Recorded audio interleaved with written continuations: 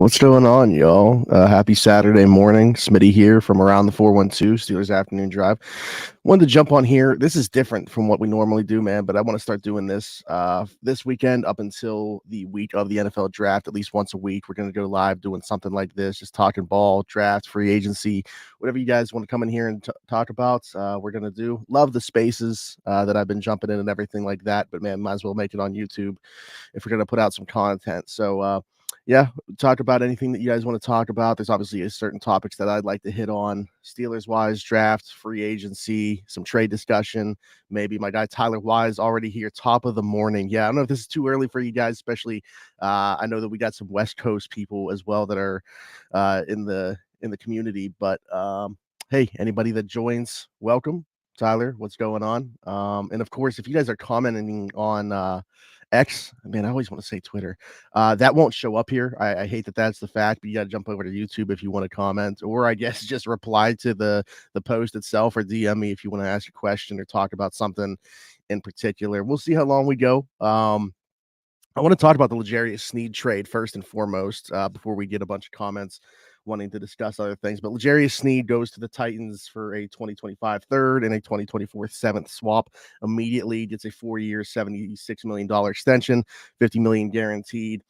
Any team could have done the trade. It's more about the extension that the Titans were willing to give him more than anything else. And apparently there was some medical stuff that popped up along the way that kind of complicated it for other teams.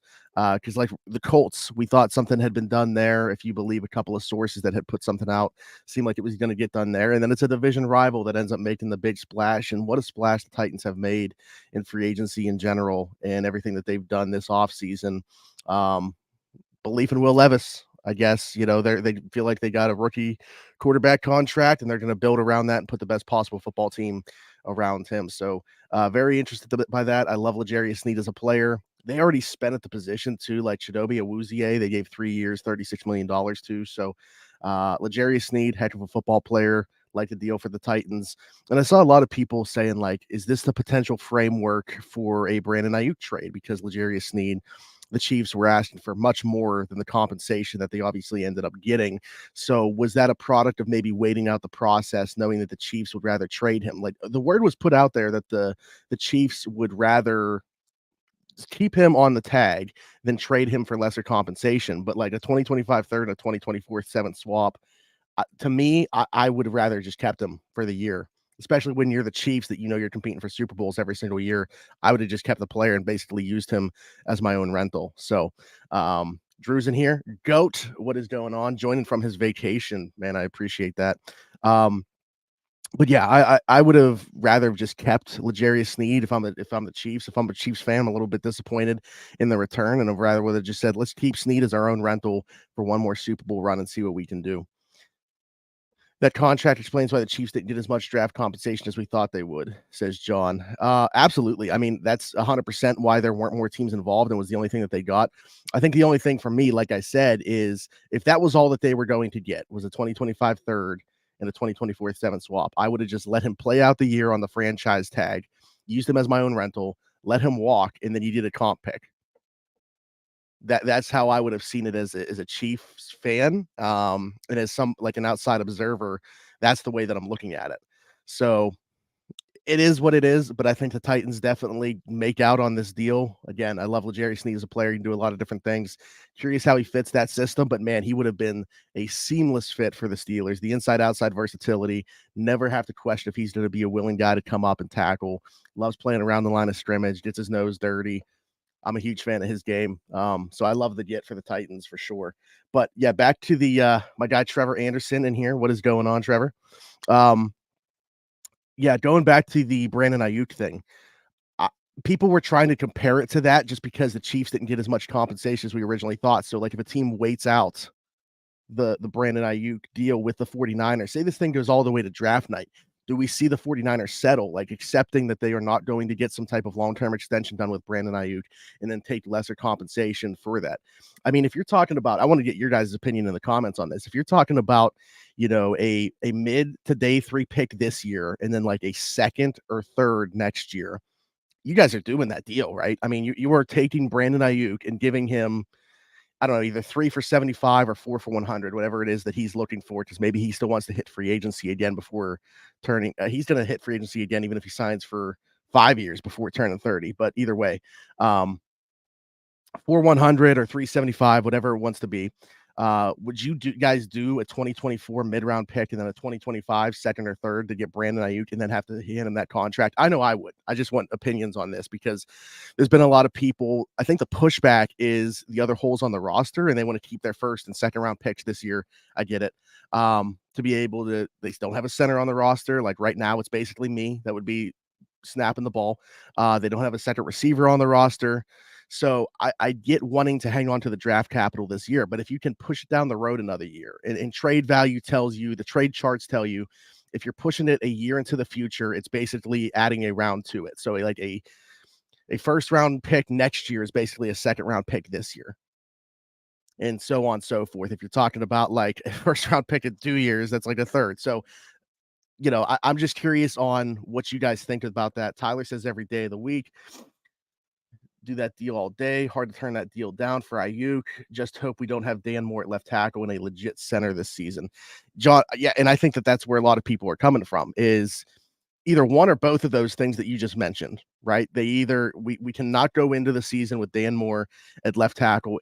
I think that's twofold, that idea. People both, Dan Jr. is good enough to get it done for another season, and also want to get Broderick Jones on the left side. So for both of those reasons, people do not want to see Dan Moore open up 2024 as the starting left tackle. And then center, again, very, very odd that they showed it. They cut Mason Cole when they did, and do $5 million, 100% get it. Certainly struggled in 2023. But then they bring in Mitch Morse for a visit. He leaves, ends up signing in Jacksonville, and it's been crickets at center. Like, so they were interested in maybe the top guy or number 2 guy at the position in free agency, but nobody else. We had marked Aaron Brewer as a guy that would make a ton of sense, a guy that played in Artie Smith's scheme his rookie year in Tennessee when Artie Smith was the offensive coordinator there. Would make sense. It's certainly some, his pass pro is not very good in the run game. Definitely makes sense for the system, though. And it's a guy that could at least be a bridge. Like, you could still draft a center early, but it gives you somebody that is capable of starting if they had to. They don't get him, and they don't get anybody. I mean, Nate Herbig right now would be this team's starting center. I know that, like, we've kicked around the idea on X. I'm going to say Twitter again, and I'm probably going to let it slip at some point, of James Daniels kicking back to center, and then, maybe going, whether it's Nate Herbig at guard or somebody else playing guard, maybe that is the best solution. I just don't see it. Like, he hasn't snapped the ball here in 2 years. He has 508 total snaps at center. He was good when he did it, but like, Chicago didn't really let him do it. The Steelers have not let him do it at all. It's hard for me to see that being their path. And to be honest, unless I'm missing something, I don't know if you guys are paying attention at all to his offseason. Haven't seen him snapping the ball, working on that at all this offseason either. So I think if they had to play a game tomorrow, Nate Herbig is this team's starting center, which is very concerning. And like, weighing that versus the tackle, I want your guys' opinion on this too. Dan Moore Jr. at left tackle or Nate Herbig at center? Which way are you guys going there if you had to have one of those things be the case? Colin said 100% Smitty, need another playmaker. We have so many picks. And we're not even talking about like all like this year's draft capital. That's what I'm saying. Like, if the high pick is next year, I think that is what makes it, in my mind, a no-brainer. But I get that people have differing opinions. But man, Brandon Ayuk to me, and maybe not everybody's in that same mindset in terms of the type of player that Brandon Ayuk is either. To me, he's top 10, top 15 in the league. Like, he is the better receiver on San Fran for sure. He just does everything that you need him to do, and I think he can play in any system. But like, and he's an easy guy to get on board. Like, if you want your receivers to block, Artie Smith wants his receivers to block. He's as good as it gets at the position. I don't want to see Dan Moore at left tackle again in 2024, but I'd rather have Ayuk with Dan Moore Jr. at left tackle than Dan Moore Jr. at left tackle without Ayuk, which is completely possible. That is also very true. That's another thing too. Like, as a fan base, like, we are very clearly out on Dan Moore Jr. overall. I'm not saying like everybody in the fan base, but like in general. Where's the organization at though? Like, do they think that they could get by with one more year of Dan Moore Jr. at left tackle? Because let's be honest, them coming out and saying that Broderick Jones, the idea is for him to play left tackle at some point. That does not mean in 2024 necessarily. So I don't know. I mean, even if they go a tackle round 2 somewhere down the road, if it's not a first round tackle, and even some of the first round tackles that are going to be there, Dan Moore Jr. is starting the season. Like, there's not a doubt in my mind. It's just a matter of how long until that other guy gets in. If it's a Marius Mims, who I personally think is very polished as a pass protector, I know he's only started 8 games, but I think he's further along in pass pro than Broderick was. Obviously, he's not as good as a run blocker, but, like, I don't think he would need to have that, long of a gap in between playing to sit and learn, but it wouldn't surprise me if they felt differently. Decent amount of round 2, 3 center options that can start. Yeah, Tyler, I want your opinion on this and anybody that wants to chime in on this. How many centers in this class do we think are going to be able to start as rookies? Like, Graham Barton is obviously making the switch, but a lot of people think that he can start early. Obviously, you got Zach Frazier, you got Jackson Powers Johnson, Cedric Van Pran. Who else besides like that top 4-ish? Like is Tanner Bortolini a guy, Bo Limmer? I know that they just brought in Kingsley from Florida. Like, how many centers in this class do we think can start in year 1? I want your guys' opinion on that too. John says Herbig at center over Dan Moore at left tackle, went Broderick at his natural position, and did a right tackle at 20.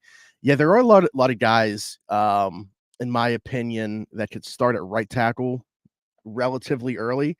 And there's going to be this is a very good tackle class. I don't know who there. It seems like Amarius Mims is their guy. Like if everything falls their way, I think they would love to have Amarius Mims. But like if Fuaga for some reason were to slide, I don't necessarily see that. JC Latham, I know there's I'm not necessarily 100% sold on him, but I do think you could plug and play him as a right tackle. I just think that the question is more about his ceiling. I just think he kind of is what he is. Tyler Guyton could probably come in and play pretty early. You got a lot of project guys on day 2 as well, like Patrick Paul, intriguing guy in round 2. Kingsley Suamataia, Jordan Morgan's another guy. There's some interesting day 2 tackles. I don't know how early they're going to get on the field in place of Dan Moore, and I know that the fan base does not want to hear it. The team is making it clear there are centers in this draft they're comfortable with as a day 1 starter. Certainly seems that way. Like, whether that's the case or not, we're going to see. And especially, I don't know if it puts a little bit of doubt in people's minds as well. Jackson Powers Johnson's medicals. But I'll be on, like, if it's not Seattle taking him in front of the Steelers, I think he gets to 20. I'm curious what the reaction will be if the Steelers pass on him if he does get to 20.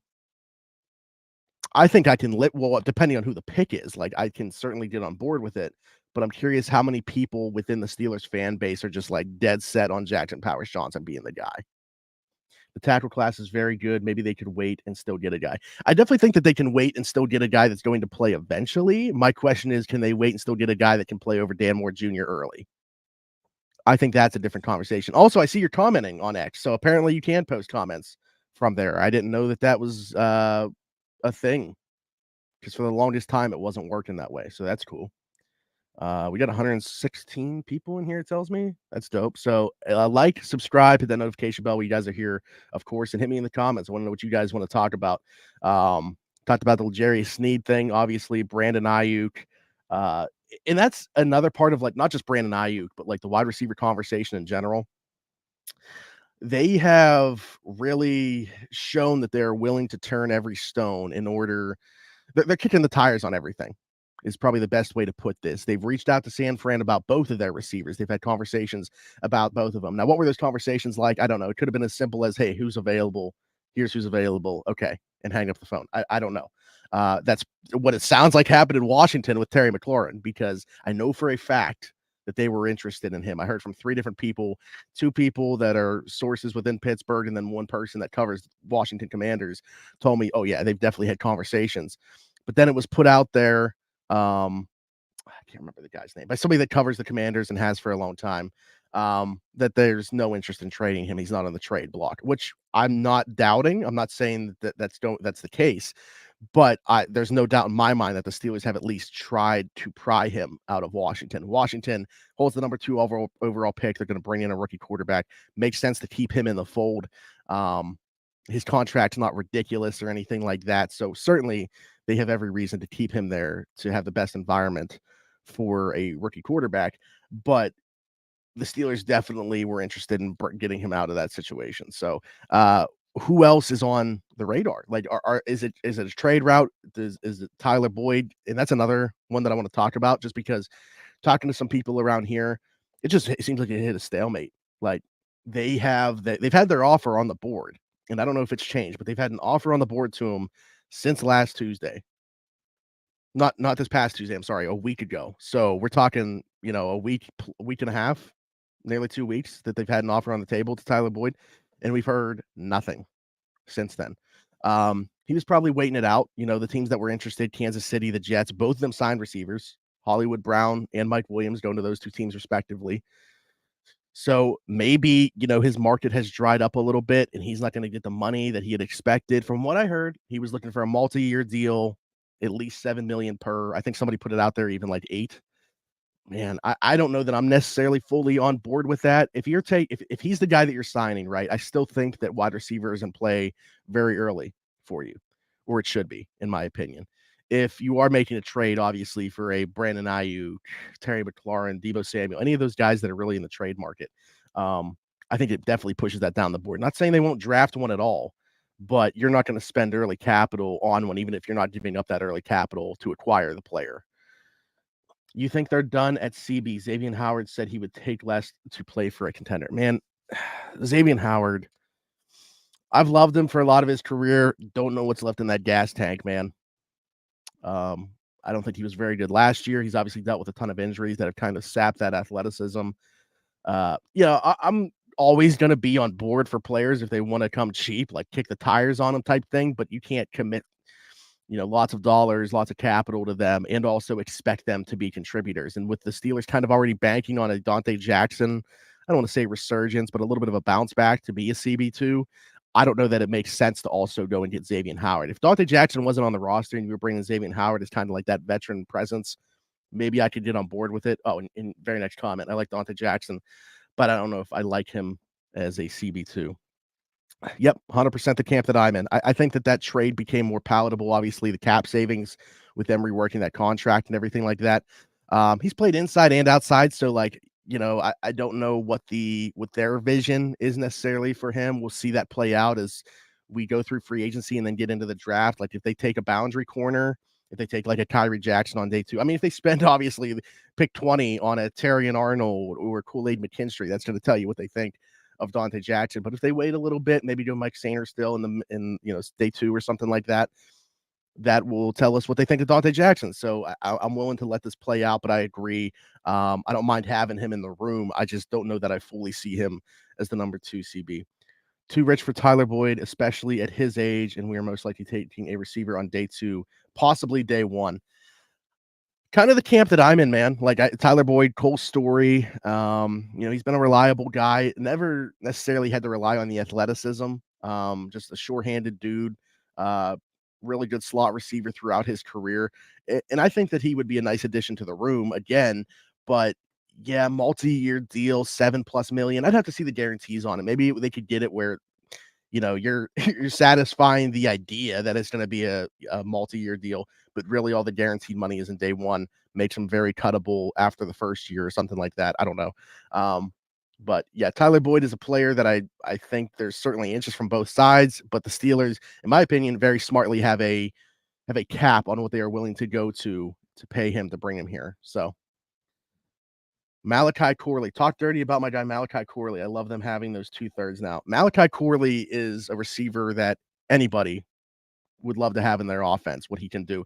Specifically because we're talking about the Steelers. Envision him as kind of like a more twitchy Cordero Patterson. I think that that is kind of the role that he would have. People talk about the Deebo Samuel comparisons. I get that too, but like the way that you could use this guy on screens, just getting the ball in his hands, getting him a ton of yak opportunities, short area quickness. You could use him as a running back at times if you want. Like Malachi Corley out of Western Kentucky, going to be a very good player, I think, at the next level. And I'm curious to see what range he goes in, man. Like it wouldn't surprise me if somebody threw that dart on day 2 in the right offense. So, but yeah, to Drew's point, that Kenny Pickett trade moving them from 120 to 98.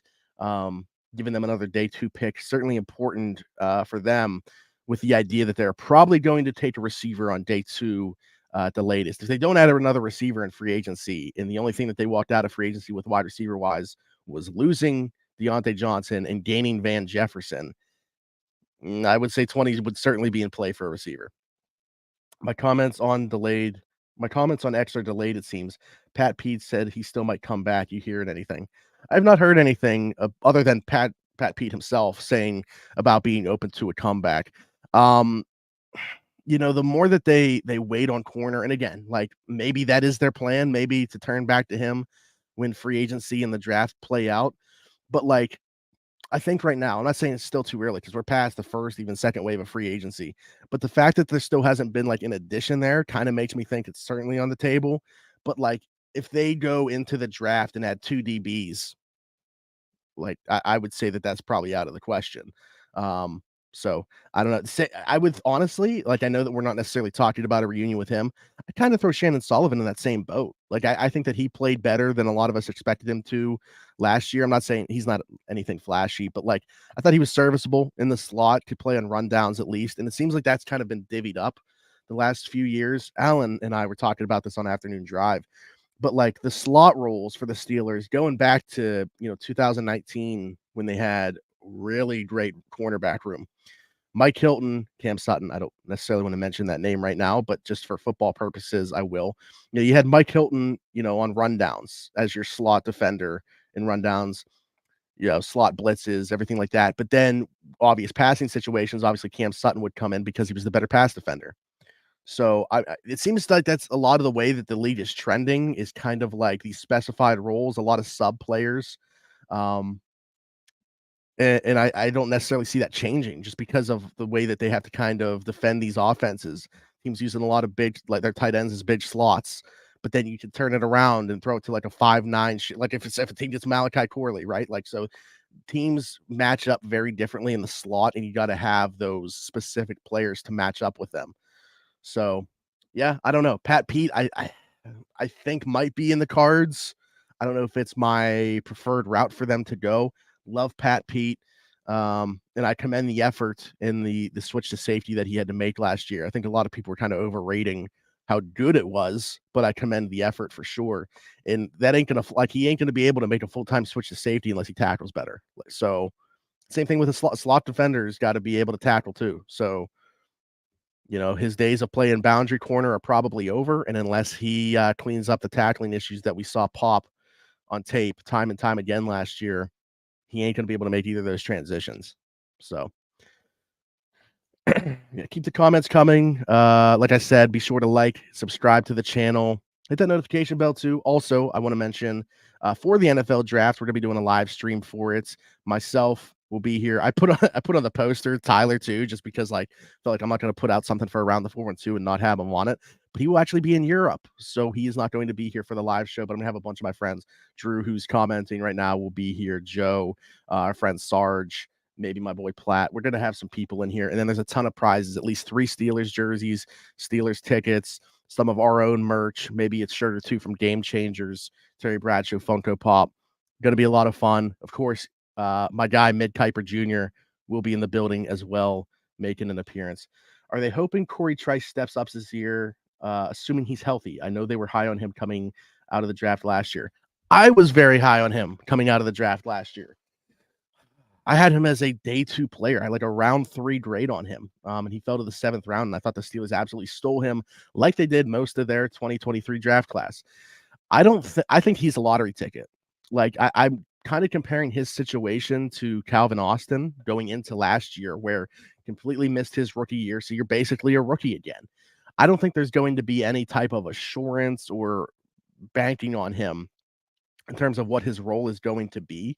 But I'm curious if maybe that is why, like, Dante Jackson is the only addition right now to the CB room. They want to give guys like Corey Trice and Darius Rush, they want their youth to be their depth at the position, and they've started to really target these different types of corners too. You look at Joey Porter Jr., Corey Trice, Darius Rush, all, like, obviously varying degrees of talent, but like the way that they are built, the type of corner that they are, That seems to be the type of player that they are targeting as they go to a more man-heavy defense. They want to get guys that can press and get up in your face and play in a different way so they're not, a heavy zone team anymore. Last year was very awkward because you had to play Joey Porter Jr., who's much more comfortable in press, getting his hands on you at the line of scrimmage.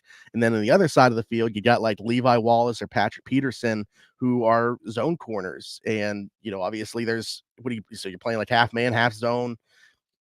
Very awkward for the secondary last year, and I think that we saw that often give them a lot of trouble. So you got to get faster on the back end. You got to get guys that can play in the system on the back end. I feel like someone going to get cut in camp like Joe Haynes Steelers pounce on. Who would be that guy? That's an interesting thought. Like, did you have somebody in mind that could happen with? That's the attitude they've been having. It always happens, these late cuts after the draft. I'm trying to like think around NFL rosters and if there's a guy in a similar situation. Like if he would have gone into the season with them, I could see that being Xavier Howard with the Dolphins. But obviously he's not even there anymore. I mean, I don't, that's another thing where like, okay, if it happens, but I do not like the idea of just like assuming that that's going to be the case and that being the answer. I'm a corner. I would be surprised.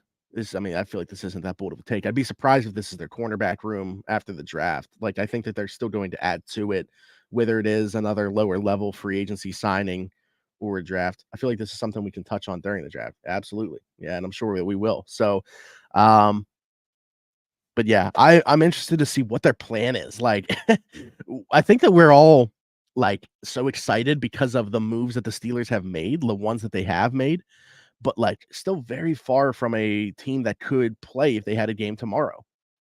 Like again, Nate Herbig's the center. Who's wide receiver 2 on this football team? Dan Moore Jr. is still a starting left tackle. The corner room isn't great. I think they're lacking some depth on the defensive line. There's a lot of holes on this roster right now. I like the moves that they've made. I just don't think that there have been enough yet.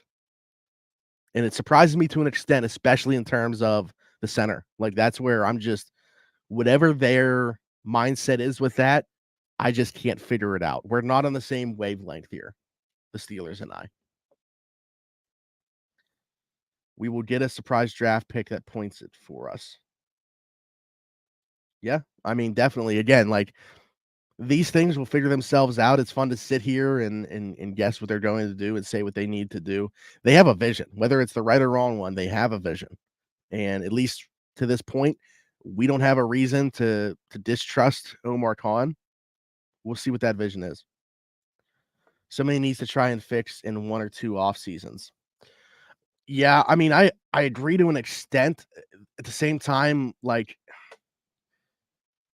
having the cheap quarterback room gives them the flexibility to go out and do things like spend, whether it is like a splash thing, like a Brandon Ayuk thing, or like the Patrick Queen deal. Again, although it's very team friendly in year 1, if that is something that plays out for all 3 years, is something that they typically wouldn't do. So I think that they realize the quarterback situation that they have, and they're kind of just trying to go all in around that.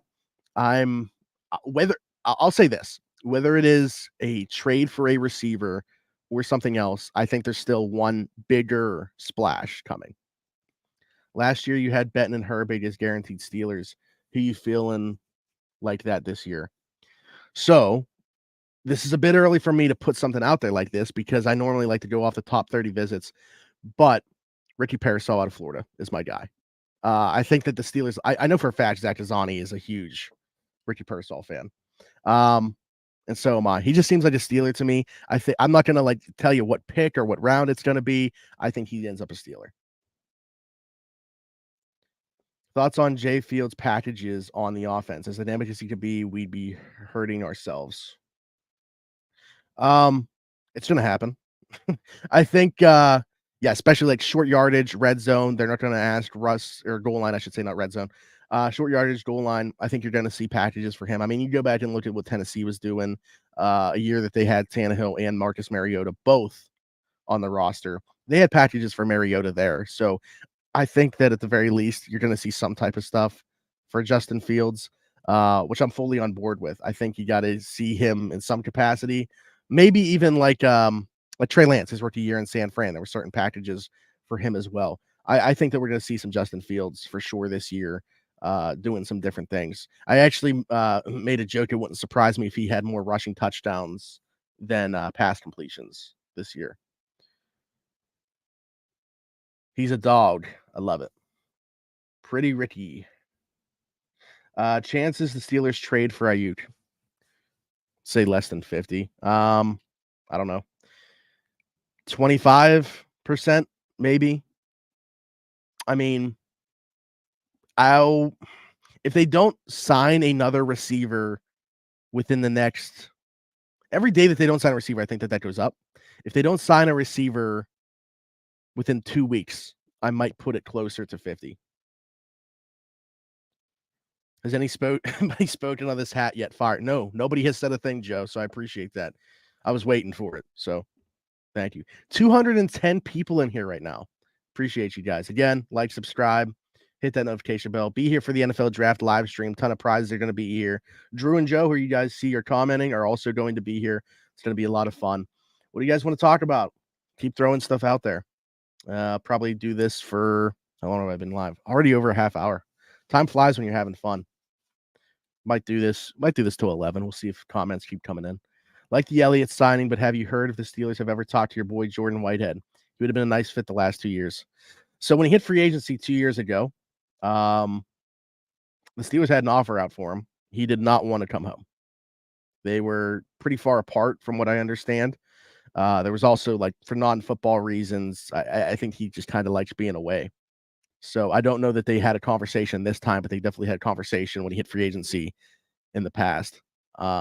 He would have been a good fit for sure. I mean, kind of remind like he's an upgraded version, a little bit upgraded version of Terrell Edmonds, in my opinion. Very good in the box.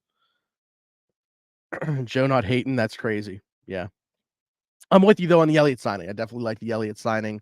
I'm curious how they envision because KZ, in my opinion, if the idea is for him to be that third safety in those packages, in the box is where he struggled the most, in my opinion, in that time. He actually played his best, oddly enough, once Minka was hurt and he was given the free safety role. So I'm not sure what the path forward is for DeMonte KZ.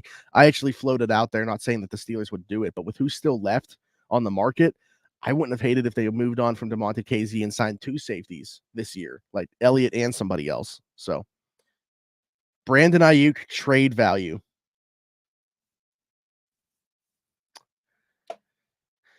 Oh, that's tough. That is tough. Again, people were trying to compare it to the L'Jarius Sneed trade that just happened. I mean, different positions. Ayuk doesn't have apparently the injury concerns that the medicals that people were talking about popping up with Sneed. Ayuk's still just 24. Trade value, like what is he going to be traded for? Or what do I think it could be? Because I think that's two different conversations. I think he's going to go for less than probably what he should. Because I think teams are going to wait it out with them. San Fran is not going to be able to pay him, or they feel like they can't pay him, and they're going to move on for probably a lesser return than what they should get. They would prefer to trade Debo. I know that for a fact. They want to trade Debo and extend Brandon Ayuk. But Ayuk is the one at the end of last year that was, kind of looking like he was forcing his way out. His brother was posting about it. His girl was posting about it. He was posting about it. And then I don't think it did any better in terms of getting fans riled up when he posted at Mike Tomlin saying they look like twins. So I think Brandon Ayuk is going to get moved. If I had to put what it would go for, got to be closer to the A.J. Brown price. What was that full deal? Obviously, pick 18, which ended up being Treylon Burks. Was it just a first and a third? I know that it's funny because we were actually doing the draft live stream when that happened, and then he immediately got 4 years, 100 million, which is kind of the deal that people are talking about right now. Yeah, picks 18 and 101. So a first and a comp third was the price there. Yeah, I was kind of thinking 2 and a 4, but you could be right. And I was I'm at least hopeful that the higher of those picks is pushed into the next year.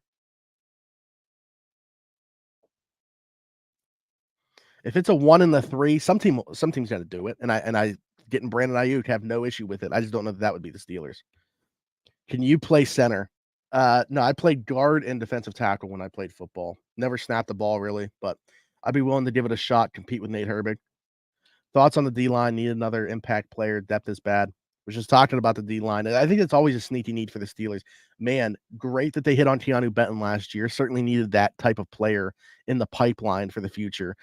But, Cam Hayward, we'll see. Like, this might be his last year. Maybe he's got one more year after this if they extend him to, lessen the cap hit this year and push some money into 2025. But yeah, Larry Ogunjobi, I would say, has not lived up to that signing. Beyond him, DeMarvin Leal has not worked out. Not that you would have expected, Isaiah Loudermilk was a dart throw. Him not working out isn't necessarily the biggest deal in the world. Monty Adams is a good player. That was a nice find for them, and I think he's been a contributor. But yeah, in terms of like an impact guy on the defensive line, they're still missing that for the future in terms of pairing somebody with Keanu Benton. So I don't think you could ever go wrong with hitting the trenches. Is the Najee extension really up for debate? Extension, yes. 5th-year option, I don't think so. I don't know why people are making it seem like they're not gonna pick that up. In my mind, they probably haven't done it yet because they're talking extension. But I think that similarly to the Tyler Boyd discussions, Omar Khan is very smart with how this whole process works, especially financially, and I think that he realizes the value of the positions. And I can't see Najee breaking the bank. Najee very vocal about the running back market a couple years ago when they had those Zooms and stuff like that. And I think he's going to be looking to do well by the running backs. And he should try to get every single penny that he can. But are the Steelers going to be the team that does that? That has Jaylen Warren in the pipeline and is looking at it like, okay, we already have a 1A, 1B type runner. We just need to find a guy to bring a little bit more thunder in the way that Najee did. So I would say the Najee extension certainly up for debate. Najee 5th-year option, no. Blackman still would make sense to me to replace KZ, but seems that smoke has died down since the Elliott signing. I'm a sad boy about Julian Blackman. I was told at the same time as the Tyler Boyd stuff that there was an offer out to Julian Blackman. Know somebody that covers the Colts, is cool with his people. I I felt good about that. They definitely were talking to Julian Blackman. They put out an offer. Don't know what that was by any means. But he was certainly in the mix to be here instead of Elliott. If Elliott took him off the board, that's probably the case. I haven't heard anything on him since. I know that he just visited the 49ers. Not sure if anything is going to come of that, but Julian Blackman was definitely my guy. What are we doing at corner? Pretty concerning outside of JPJ. Couldn't agree with you more. They got JPJ, a guy that they are hoping bounces back and stays healthy, more importantly than anything else, and Dante Jackson, and then a couple of lottery tickets, and Darius Rush, Corey Trice, James Pierre. They just signed elsewhere in free agency. So not that was saying that he was a big part of the room or anything like that, but decent depth to keep around, break glass in case of emergency type guy. I don't know. I don't know. I mean, for slot corner, I would be surprised if they don't take one in the draft. There's so many guys that go, day 2, early day 3. Both the Georgia safeties, Javon Bullard and Tyke Smith, to me, both project better as slot corners. Obviously, there's Mike Sainer still. Daquan Hardy out of Penn State, I think, is a nickel at the next level. Chris Abrams-Drain out of Missouri is another guy that I think is going to be a really good slot player that's in this draft. So, but in terms of outside corner, I don't know what the plan is. Maybe just throw the football out there and let Darius Rush, Corey Trice, and Dante Jackson decide who it's going to be. I don't know. Tyler Wise, trade Leal for a 2028 7th. I'll be surprised if he's on the roster this upcoming season. Man, those guys that are like tweeners are so hard to, they miss more than they hit. And obviously, too big to play on the edge, too small to play inside. They've tried to do a little bit of everything with him. The flashes, like the best that he's looked, were a couple games as a rookie before he hurt his knee. Hasn't really shown much of anything since then. So, a little bit upsetting for a 3rd round pick. Not saying that that's like an automatic hit or anything like that, but there's obviously a whiff by that front office. And yeah, I don't see him being on the roster this upcoming season. Mason Smith out of LSU, one of my guys. What's funny is Brett Coleman, who does some really good football content on YouTube. His comp for Mason Smith is Stephon Tuitt. So that is why I Yeah, I'm in on Mason Smith. I was before that, but that was like, man, I definitely see some flashes there. Seems like a Steeler to me. Going back to Drew's question earlier about guys that feel like Steelers in this class, yeah, he's up there for me, Mason Smith. So, thought on the differences between Kahn and Colbert. I mean, two vastly different. Colbert obviously came from the scouting background. Kahn is obviously the financial guy, more about a salary cap guru, if you will, and that's why Andy Weidel was paired with him. I think Kahn is more forward thinking.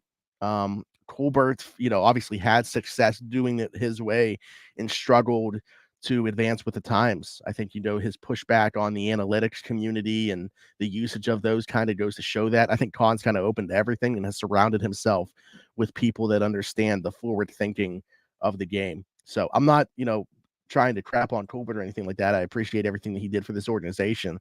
But I think it was time, and I think that they definitely – I don't know that they made the switch in the right way. I wouldn't have let Colbert handle that last draft in the way that they did. But I definitely think that they made the right choice in the transition, and it's gone well other than the timing of the way that they did it. And yet they're bringing Darius Robinson, another tweener, hashtag nervous. Yeah, confused by that one. I mean, I'm not a Darius Robinson hater. I would certainly not a truther either. I think he's probably I would have him more as a day 2 pick than a day 1 guy. I think he goes on day 1. I don't think it's going to be the Steelers, but yeah, their interest in them is kind of concerning to me. So yeah, they did have a top 30 with him, as Tyler mentioned. Well, Drew's kind of saying the same thing. I don't see the Darius Robinson hype. Others are seeing thoughts on him. Like Tyler said, he's a tweener. I'm just trying to figure out where exactly is probably the best spot for him to play. How far out can he play?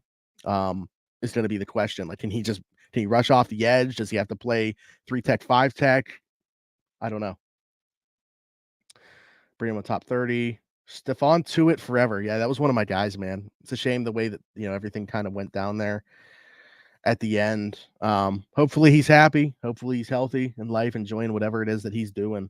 We actually have a mutual friend, so I should probably check in on him, make sure everything's cool. But yeah, I was a big fan of Stephon Tuitt. So, if Mason Smith is going to be anything like the player that Stephon Tuitt is, bring him in. Bring him in. 287 people in here now. Yeah, we'll probably go for like 15-ish more minutes or so. As long as you guys keep throwing stuff my way to discuss, it's been a lot of fun. I want to do stuff like this. I'm going to do it like at least once a week, probably on the weekend. That's when I have my free time. So KP, a hard worker, but is his ceiling ever a starting NFL quarterback? I mean, yeah, I never have doubted the work ethic. I thought that would always be his calling card. That's why some of the stuff has just surprised me about him. His ceiling ever as an NFL starter. I think he's like a fringe starter, really good backup. Don't get me wrong. Like I'm not blaming him for everything that went wrong in Pittsburgh. Obviously, I think that they brought him into maybe the worst possible situation that you could in terms of the offensive coordinator. They failed him basically right out of the gate. But I don't know that I ever really saw it. Like, even as somebody that watched him at Pitt, was rooting for him at Pitt, thought it would be a great story if he does work out. Didn't think that he would necessarily have to set the world on fire or be a game changer. Could be a game manager for the Steelers, and it could work. Just never saw it. The flashes weren't high enough, and the lows were way too low to ever buy into him, in my opinion. So it is what it is. Wish him the best in Philly. Whether I mean, I think he's going to start games in the NFL again, if that's basically what the question boils down to.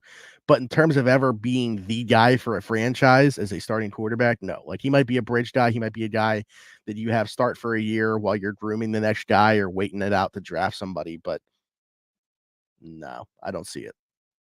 I don't see it. Especially, like, he's not a super young guy that you're hoping develops into something more. I hate the pro ready stuff because, like, who is ever pro ready? You're playing at the college level. There's still going to be a transition to the pros, but you got to be able to advance quicker when you come in at an advanced age, the way that Kenny Pickett did, and it just didn't happen. Zach got mutual friends on Facebook with Tuitt. No, I know actually one of his friends is a like event planner, and he did this event one time that I was at. We became friends on X and Instagram, and I've kind of kept in touch since then. He's also friends with Darren Waller, so I guess you could say I have a mutual friend with Darren Waller as well. KP too soft. Can't handle the Geno's versus Pat's cheesesteak debate. I saw Geno in this, and I thought you were going to say like a Geno Smith type thing. I'm glad we didn't go there. Like the late career resurgence. What is the barometer for a successful 2024 season? Playoff win, playoff run, AFC Championship game. Well, they got to the playoffs last year, and I know that this isn't the goal, right? It shouldn't be the goal for the organization, but I think the fans just need to see a playoff win, man. Like we haven't seen one since 2016. I think when you look at the state of the AFC, where the Steelers are at, like if they make the playoffs, goal one's going to be winning the division, obviously. So if you win the division, you win a playoff game. Obviously, we're going to be upset when they lose, but like looking back, I think that we would say that it was a successful 2024. But I'm curious what you guys think on that, because obviously, like I said, the players are never going to think like that. The goal is to win the Super Bowl, obviously. But when you look around the AFC, Patrick Mahomes, Josh Allen, Lamar Jackson, Joe Burrow coming back, CJ Stroud, like it ain't getting any easier. I think if this team can make the playoffs, win a playoff game, at least me personally, I would feel pretty good about that. Over 300 people in here now. Again, like, subscribe, hit the notification bell. If you guys are draft people, we're going to be doing a draft live show. Day 1 and day 2, we will be here for the first 3 rounds discussing picks. Going to be me, a lot of my boys, a lot of giveaways, 3 Steelers jerseys, Steelers tickets. Some of our Around the 412 merch, maybe a couple shirts from Game Changers, a company that I've been a huge fan of. If you guys follow me on X, you've definitely seen me rocking some of their stuff. Terry Bradshaw Funko Pop, maybe some other stuff. We'll see about some autograph memorabilia, but it'll be a great time. So if you guys hit that notification bell, you'll know when we go live for probably 15 minutes before the draft starts or so. The first year that we did it, we went live like 7:30 or something, and then we sat there for 50 minutes before a pick was made. So we will sweep the NFC East this season. Who disagrees? Ooh, it's a bold claim to make, DC. So they got, if I'm correct, Dallas and Washington are the home ones, right? No. Washington's away. Well, they were here in 2020. So it's Dallas and New York are here. Washington and Philly on the road. Philly on the road. I feel like no matter where the two teams are at, they've always struggled in Philly. We know they're not going to Brazil to play them. I might disagree, to be honest with you, DC, but I appreciate the enthusiasm, and it definitely, I'm not saying it can't happen, but Philly at the Link is a different animal. As Drew says, Philly at the Link going to be tough. Also, Frick, we appreciate the apologies to Malik Willis's grandmother. But, what intoxicated Joe Frick did, sober Joe Frick doesn't have to apologize for. John says, do you see the Steelers picking a wide receiver in the 2nd or 3rd round? There it is. Pearsall seems like a great fit. He is. And they really like him. I'm telling you, if there's one receiver that I had to say, who do I think is going to be a Steeler? Don't have to put a round on it or anything like that. This is the guy. And I know Zach Azani loves him. Like him and Roman Wilson out of Michigan. Like the guys that we've seen on tape are willing to block. How are they playing when the ball isn't in their hands? How are they contributing still to the play? Ricky Pearsall is one of those guys. And I think if I had to say when he probably a round 2 player. I can't see him being there in round 3 where they'd have to, make a slight trade up to get him in round 3. I still am wishing about Rome Odunze. You know what's going to be interesting? This is going to be a true tell if the Steelers have changed their ways. Will they be at Washington's Pro Day? They really don't go out west. Like they weren't at Jackson Powers Johnson's. Are they going to be at Washington's Pro Day? That's what I want to know about. Because we can get our hopes up about Rome Odunze, but Jalen Polk, Jalen McMillan, those two guys out there, I think very much in play for the Steelers later on too. I say later on, but I'm talking like round 2, maybe 84 from McMillan. Maybe, but I'm curious. And Mark Bruner, former Steelers tight end, is their West Coast scout, and his sons play at Washington. So they should have a pretty good idea about those receivers. And I'm curious if they're out at that Pro Day. I live in Philly. Will not be wasting my money to see that game at the Link. Did you go the last time that they played there then? I can't remember what the final score of that game was, but it wasn't pretty. I remember Claypool threw that touchdown to Derek Watt, and that was about all the fireworks the Steelers provided in that one. They teased me at the combine. I will say, as somebody that has had a pretty decent finger on the pulse of the Steelers the last couple years in terms of what they're going to do, I got no clue this year. Like, I'm throwing stuff out there. I've talked about, obviously, the interest in Amarius Mims. I think that is probably their number one guy. I could even see a slight trade up there, and like Ricky Parasol. But like they're not really tipping their hand in a way that they did before, and they shouldn't. I'm just saying they were a team that like you could really read the tea leaves and get a better feel for than most other organizations, and I don't know that that's the case anymore. So we'll see. But maybe once this whole thing plays out, we'll look back and be like, okay, this is what we missed that we should keep in mind going forward. Can Ryan Graves play OL? Since playing defense in the NHL clearly isn't his strength, and can Omar take his contract off the Penguins' books? You know what? I don't know. Is there anything in the rules against it? I don't know. Ryan Graves needs to have more children, though, so he can miss more time. 35-13 Eagles, by the way. Yeah, I thought it was something along those lines. I actually didn't even realize the Steelers scored 13.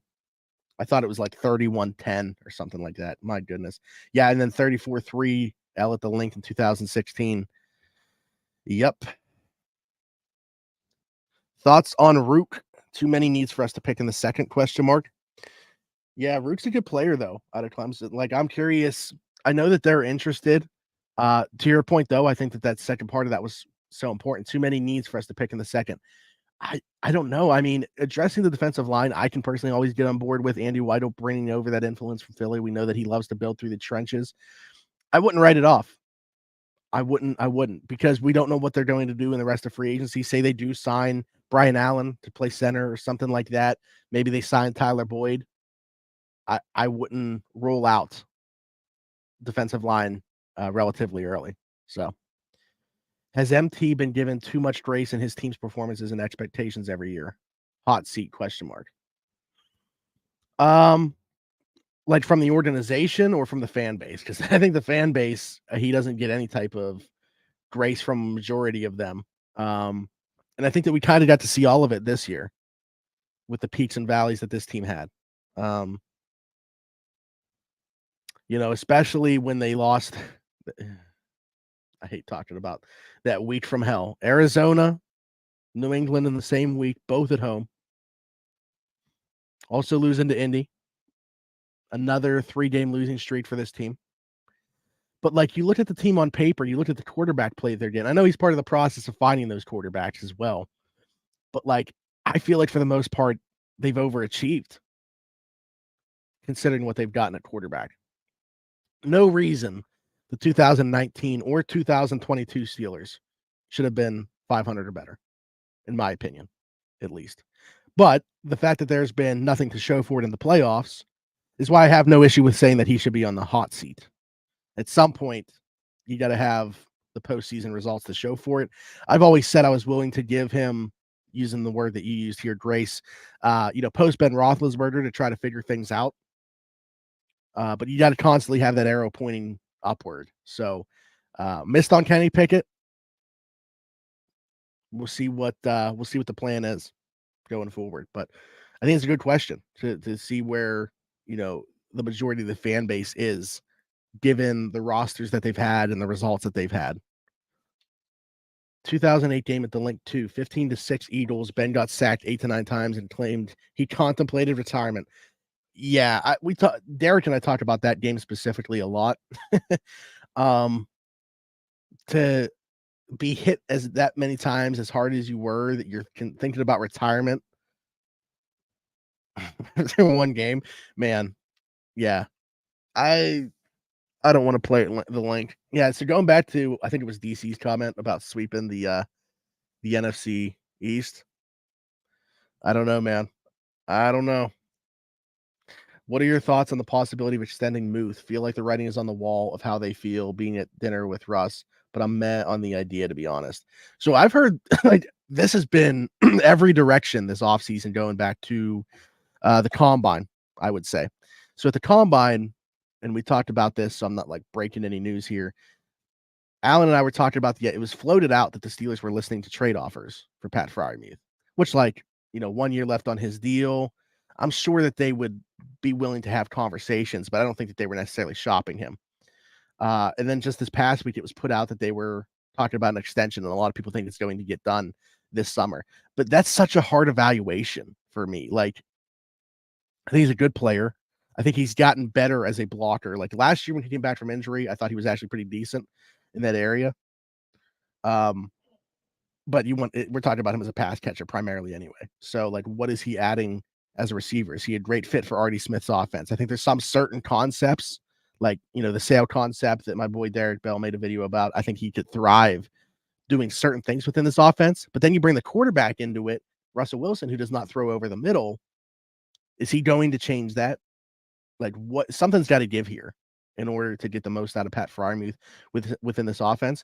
He's probably looking around and saying, like, I haven't been used to the best of my ability, so we shouldn't just be looking at the box score. Meanwhile, the Steelers are probably looking at the box score to try to get him at a lesser price. Cole Kmet, I think, is probably somewhat the one to talk about. You look at like his lack of production in Chicago while also acknowledging that he was a decent player, just not necessarily getting the best quarterback play and not putting the best positions.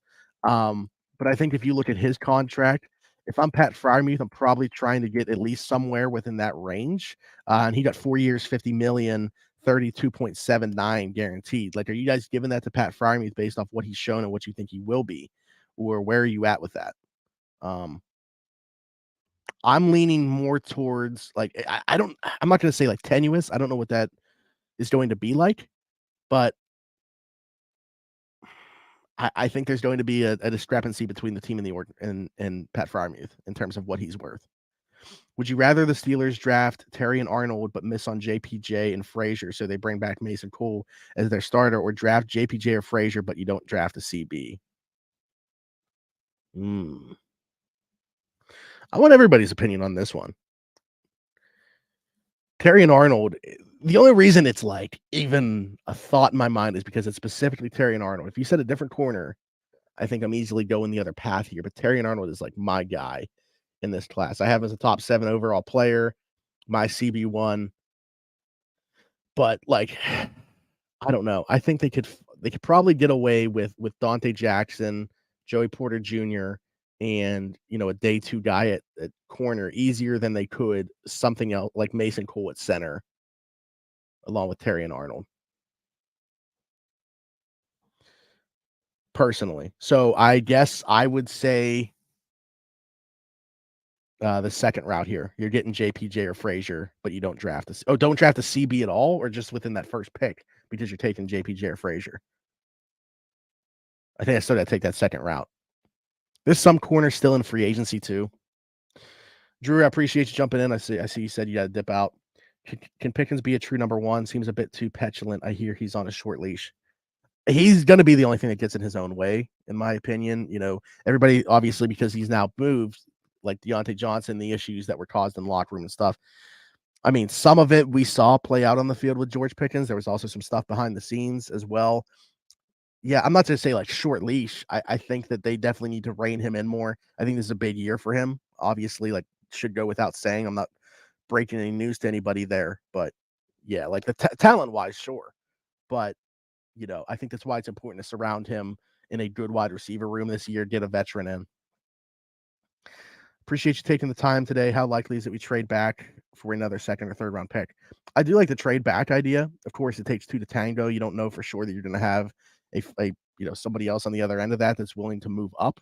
But I certainly like the idea, especially so I mentioned the Amarius Mims thing, right? If they have to move up, and you could compare it to last year's draft where they make a slight trade up for Broderick Jones and then trade back in round 3 to get a 4th round pick back that they had to use to move up. I think it could be something similar like that, whether they get like an actual day 2 pick back or just replacing one that they traded in an earlier trade in the draft to move up. That's a different discussion.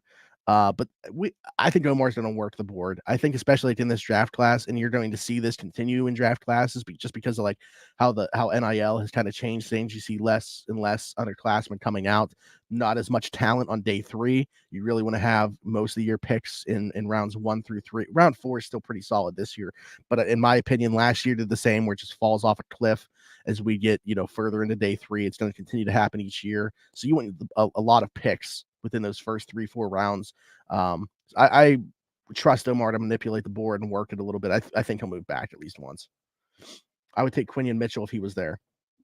I like Quinion a lot. I still have Terrion Arnold as my CB1. I'm not moving off that, but Quinion's a good player.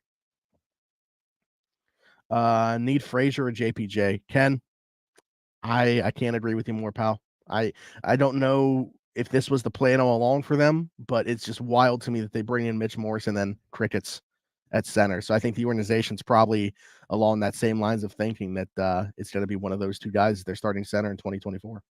But all right, I've been on here for over an hour. I appreciate you guys so much. We got 360 people. I think this was the peak. So if you just joined, I'm sorry that I'm jumping off here, but I'm going to do this again, like I said, at least once a week, probably Saturday or Sunday. So be sure to jump in for that. We do the Around the 412 podcast, Steelers, Penguins, Pirates, every single week as well. So like, subscribe, hit that notification bell, and we'll be doing those as well. Be sure to be on the lookout for those. And then again, the draft show, rounds 1, 2, and 3, nights 1 and 2, we will be here with a bunch of giveaways: 3 Steelers jerseys, Steelers tickets, a Terry Bradshaw Funko Pop, some Around the 412 merch, and then probably a shirt or 2 from my guys at Game Changers as well. So thanks to everybody for tapping in with me, talking some ball. This was a lot of fun.